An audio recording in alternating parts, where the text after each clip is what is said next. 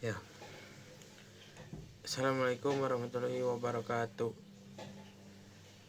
Perkenalkan, nama saya Zaki Hilabi dengan NIM 1211251100081. Di sini saya akan menjawab persoalan UTS yang diberikan oleh Bapak Rikma, yaitu mata kuliah komunikasi organisasi. Pertanyaan yang ke-1 itu adalah saluran vertikal apa yang harusnya digunakan NAWAT untuk menyelesaikan masalah promosi ini secara efektif dan etis. Nah, jawabannya yaitu keputusan NAWAT atau IT secara risil menggunakan siaran langsung publik sebagai saluran untuk menegur finalis dinilai sangat buruk dan tidak etis. Ini merupakan kegagalan komunikasi vertikal, yaitu komunikasi dari atas sampai bawah atau dari atas ke bawah yang paling konfrontatif. Penilaian keputusan NAWAT yaitu saluran publik tersebut melanggar prinsip komunikasi organisasi yang baik. Tindakan tersebut menyebabkan reprimand publik, merendahkan martabat finalis, memicu kritikan, dan merusaknya citra global organisasi alih-alih menyelesaikan masalah. Saluran komunikasi vertikal yang seharusnya digunakan ialah NAWAT seharusnya menggunakan saluran private dan non-formal terlebih dahulu. Saluran yang lebih efektif dan etis dalam komunikasi vertikal atau komunikasi dari atas ke bawah. Sebelum konfrontasi publik adalah pertemuan tertutup atau pertemuan personal satu sama lain. Bisa juga itu tatap muka atau panggilan video call private. Ini akan memberikan kesempatan untuk menjelaskan masalah dan menghindari kesalahpahaman untuk menunjukkan penghormatan terhadap martabat finalis. Peringatan personal tertulis bisa berupa email resmi sebagai bentuk teguran formal yang terdokumentasi, yang memberikan kesempatan bagi finalis untuk memperbaiki perilaku tanpa dipermalukan secara publik. Nah, di sini ada pertanyaan kedua, yaitu pertanyaan jelaskan dampak komunikasi yang merendahkan atau merugikan atau tuduhan bodoh yang diucapkan oleh seorang pemimpin organisasi terhadap moral dan martabat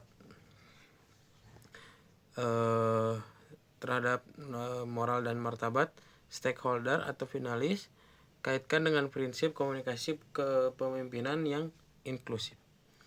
Jawabannya ialah komunikasi yang merendahkan dan kasar seperti tuduhan sangat bodoh atau merugikan diucapkan oleh seorang pemimpin organisasi memiliki dampak yang sangat negatif terhadap stakeholder atau salah satu finalis. Dampak negatifnya yaitu melanggar nilai inti organisasi atau pemberdayaan perempuan dan melanggar martabat stakeholder atau finalis yang tadi kita sudah bilang, yang menyebabkan finalis melakukan walkout. Nah, di sini juga menciptakan lingkungan kerja yang tidak menghormati. Komunikasi itu akan menghancurkan moral dan menurunkan motivasi finalis yang merupakan brand ambasador organisasi.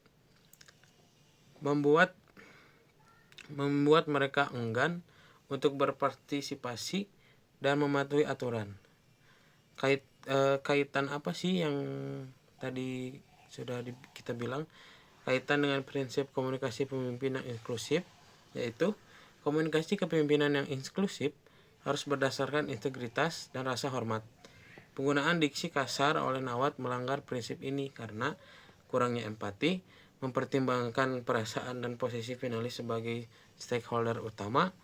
Nah, di sini ada anti pemberdayaan, yaitu bertentangan langsung dengan core values MUO atau kita sebut MUO dan dalam pemberdayaan perempuan.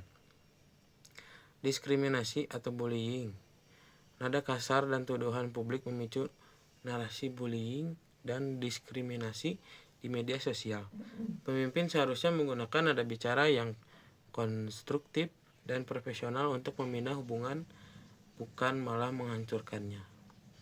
Nah, di sini ada pertanyaan ketiga, yaitu analisis aksi walkout sebagai bentuk komunikasi button up, dan mengapa tindakan nonverbal ini menjadi saluran feedback yang efektif dalam konteks ini, dan pesan apa yang berhasil disampaikan oleh para finalis kepada manajemen MUO. Jawabannya ialah aksi walkout oleh Miss Mexico dan finalis lainnya dalam bentuk button up atau nonverbal sangat kuat. Mengapa walkout efektif? Nah, kejelasan nonverbal, tindakan ini merupakan bentuk feedback yang paling kuat, menyampaikan ketidaksetujuan secara instan dan tanpa ambigu, melampau kegagalan komunikasi yang verbal. Visibilitas publik terjadi di tengah siaran langsung, memastikan insiden tersebut viral dan menarik perhatian media global, mempercepat respon organisasi pusat. Nah, aksi ini diikuti oleh kontestan lainnya, yaitu ada dari negara Kanada, Armenia, dan Palestina. Sebagai bentuk solidaritas ini menunjukkan bahwa masalah tersebut bukan masalah personal, tetapi sudah merupakan kegagalan kepemimpinan lokal yang lebih luas. Nah, pesan apa sih yang bisa disampaikan kepada manajemen MUO? Yaitu peringatan etika.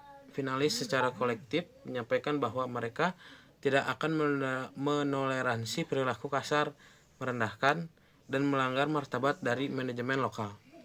Tuntutan nilai inti, pesan bahwa manajemen lokal atau PL lokal telah melanggar core values organisasi, khususnya integritas dan pemberdayaan perempuan. Nah, di sini ada walkout menuntut tindakan segera dari MUO Global, yang terbukti dengan Presiden MUO Global merilis pertanyaan yang menyebutkan tindakan Nawat tidak dapat diterima hanya 24 jam kemudian. Sudah, sekian analisis dari saya. Mohon maaf bila ada kesalahan kata atau penyebutan kata. Sekian, terima kasih. Saya Zaki Hilabi dengan NIM 1211251110081. Sekian, terima kasih.